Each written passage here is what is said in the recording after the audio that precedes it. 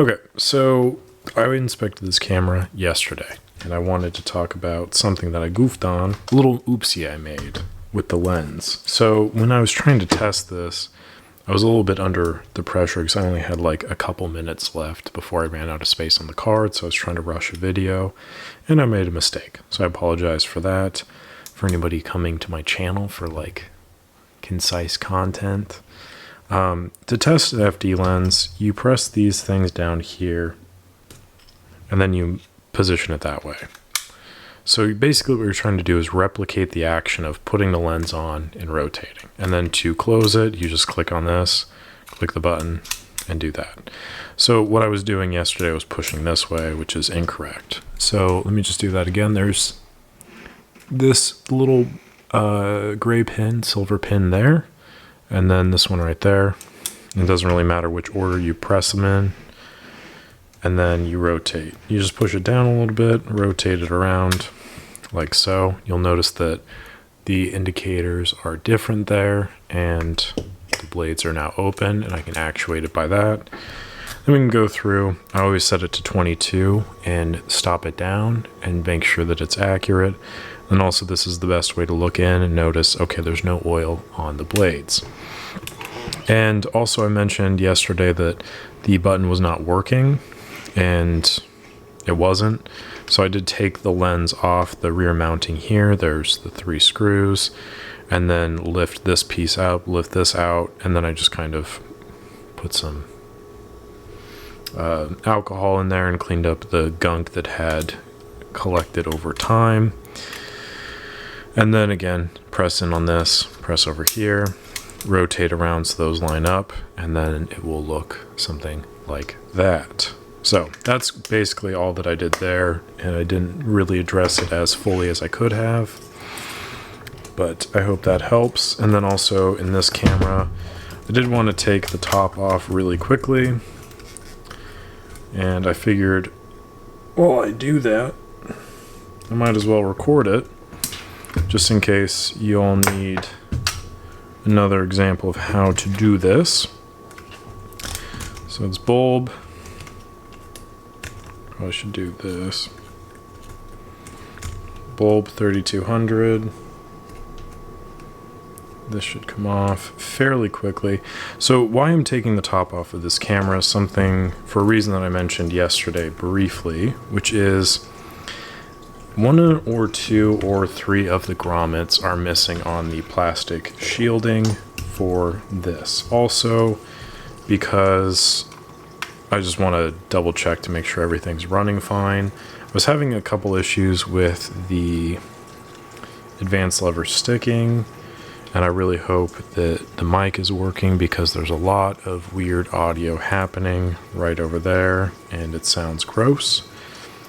There's some kind of water pipe that just sticks right into like my storage closet area. And sometimes I think there's a shower or something over top of that. And anytime anyone takes a shower, I am the first to hear about it. And that is an image that I really don't want to have in my mind. But alas, it is there. The camera though itself is working fine. I was able to get to the shutter squeal and the aperture squeal. I think I got those fixed, and we can talk about that again as well if there needs to be a refresher. I've made many videos on it though, so I think we're good. It's fairly straightforward, but I can talk about it again if needed. Okay. Those all together. Get the getting beard hair out of here. Lord have mercy. Okay.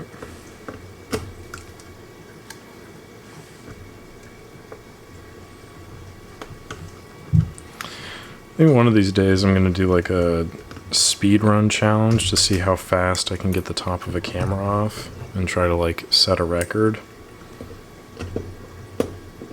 It would have to be like an AE-1 or, you know, something that's kind of standard.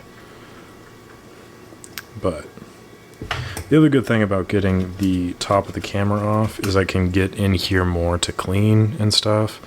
And I really want to try to fasten this down a little bit if I can. See, I noticed this was a problem. There's a dent here, so it was dropped. And it looks like 2 of the grommets are somewhere in the camera itself. So would like to try to get those free if I can, but I'll set that to the side right now. And the reason why this is an issue is because sitting underneath here is the advanced column, which I have, I have this. So this is this is an AE-1, yeah. Nope, this is a AE-1 program. You can tell because there is the little screw here for the grip. I think this is a program. Yep, we'll say it is. Anyway, so basically what we have sitting in here, let me find some tweezers so I can point. We have gear mechanisms right there. We have a whole bunch of other actuating pieces. There's a big gear that sits under here. So if the grommets fall down into the system, anywhere in here really, it could prevent the movement of this in the future, which could then, of course, lead to the camera not advancing, and it just kind of gets messy. So while it's not like infinitely important that I do this, for the longevity of the camera, I think it's valuable to at least check to make sure that there's nothing like floating around in there. Would like to try and fasten this down again if at all possible, and just like a little bit of glue application would be helpful, and that's pretty much it. And then, like I said, I can clean in here now a little bit easier. I need to get more Q-tips, but for now this will work. So I'm just kind of getting in here. Here's where we're at. So basically what I have done here is I removed the little ASA resistor and I wrapped it around this pillar here, wrapped it around there. So that way I can access this without losing tension over here. That is a little trick in the manual, but if you don't have the time to read that, I don't blame you. It's very dry. Then I removed this by basically just taking off the 3 screws. And then this is a very important step, I used tweezers, held this plastic dish down while lifting this up. So that way the plastic dish doesn't come off and I don't have to worry about the little springs and cogs going flying everywhere. And I just looked for 2 seconds and lo and behold, I have found one of the little grommets. So as you can imagine, this kind of getting messed up in there, and just getting that out of the way will hopefully prevent that being an issue further down the line. But I just wanted to make note of this little trick because learning that made my life a lot easier. And then also getting this out of the way while also not letting this little plastic top go flying saves me a big old headache further down the road. So that was pretty much it. I guess we'll talk through the process of getting this put back in. So again, holding that into place, and then we got to make sure that these contacts are sitting right there. Lift this out because you want that needs to be there, and you want this to be sitting flush. I'm going to put the screws in it now, and then I will show you what I mean. Because basically how this mechanism sits, it's possible for this to become askew. So you want to make sure that you set it properly. And sometimes what you have to do is put the advance lever on and kind of hold it into position because it's spring loaded. And so if the bottom portion here that's sitting underneath there is off kilter, then you need to manually set this into position for it to sit. And it just kind of becomes a bit of a process because of the whole little cogs with the springs sitting underneath there that will fly off and launch everywhere. And so you want to prevent that from happening while also making sure that it sits where it should, whatever. And then to put this back over here, very carefully wrapping it over top of this, under that, around here, and boom, just like that, sets in place properly. It has the right amount of tension, and we're pretty much good to go. And that's it. So putting this back together now, I'm going to probably wait a little bit because I want to make sure that this is secured properly.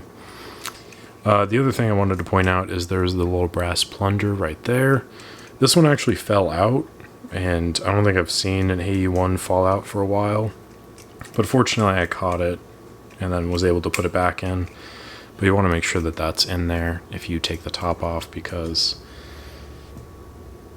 you can't fire the camera if you don't have that in there. And I think that's just about it. So yeah, if you have any questions, comment them down below. Let me know. I'm really stoked that I found this, and it's nice to be right about things. So that's my takeaway. Thank you very much for watching. Appreciate it as always, and I will catch you on the next one.